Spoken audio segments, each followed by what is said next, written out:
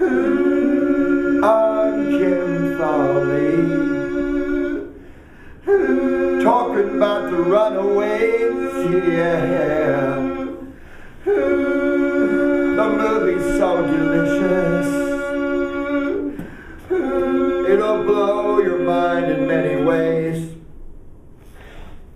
Questions? As if he needs any more of an introduction, collegemoviereview.com is here with Kim Fowley, legendary music producer who discovered the Runaways. Yeah, I was the ultimate pimp, talent scout who decided that it was time for women to do it. Because all the men were looking gayer and gayer, I needed real vaginas and breasts and up there instead of some guy pretending, you know. So I guess I'm a feminist. Have you seen the movie? I saw the movie. What did you think about, I guess your performance? Michael Shannon plays you. What did you think? Michael Shannon! You're the next Christopher Walken. He is. He's a great actor. There's the Runaways stick around for a couple of years even after Cherie is not with them.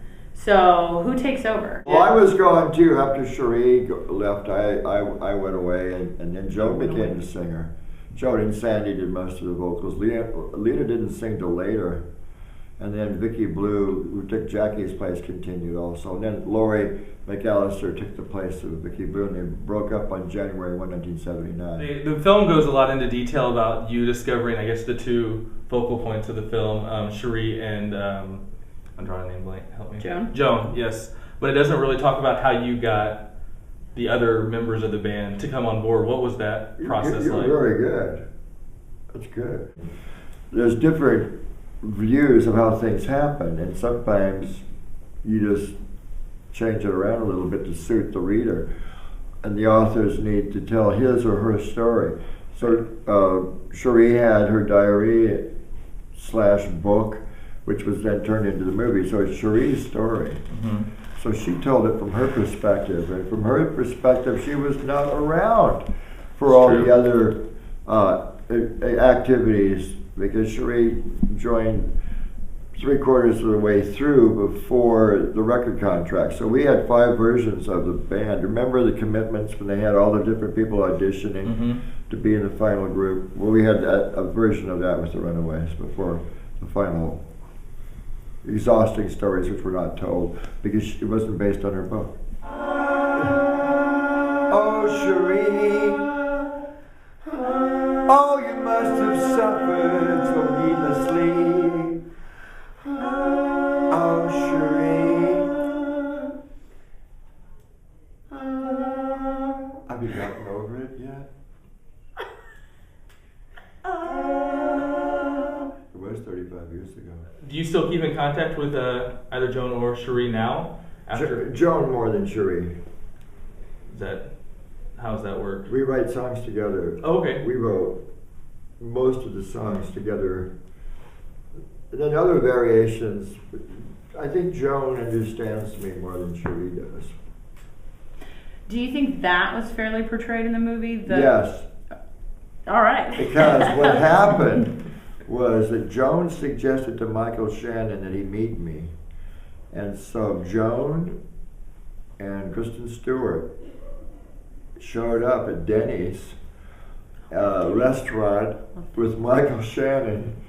Michael Shannon's assistant bodyguard and Associated Press was there. And who else came? Kenny Laguna, who's also a co-executive producer. Kim Fowley and his then girlfriend. And I talked to Michael about how I saw my relationship with Joan. And then Kristen noticed the real Joan and the real Kim and how we interacted. And then the fake Kim and the fake Joan were Kristen and Michael, and then they got a better idea. Mm-hmm. So in the movie, if you see Joan and I tonight, we'll probably be talking the same way that the characters talked in the movie. And then when Cherie and I spoke in real life in the movie, I call it arm's length transaction.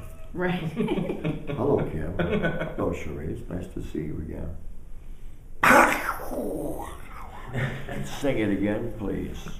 How much time did you spend on set in terms of? I wasn't on set. Never? I was not invited. Ooh. Talk a little more Yes, about that. exactly. I'm a disruptive human being. What was your reaction to Kristen Stewart and Dakota Fanning getting the lead parts and portraying? Kristen did her exactly. Dakota played Cherie the way that Cherie wrote about herself and the way it was adapted. Mm-hmm. Okay. So Dakota played the martyr. Interesting. However, Dakota didn't play Cherie as Courtney Love. Can you tell me an interesting, I guess, story about yourself and the band that didn't quite make it into the film? Yeah, one night a guy was on acid, and he had been in Vietnam, and he had his son was on acid, and they thought the girls' dressing room was some kind of a hand grenade factory, and decided to storm the door, and I had to beat the shit out of both of them and throw them down the stairs.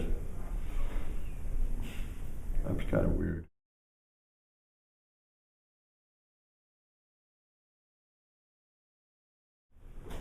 College movie review. College movie review. Kim Fowley says, believe everything you see on College Movie Review. CollegeMovieReview.com. CollegeMovieReview.com. CollegeMovieReview.com.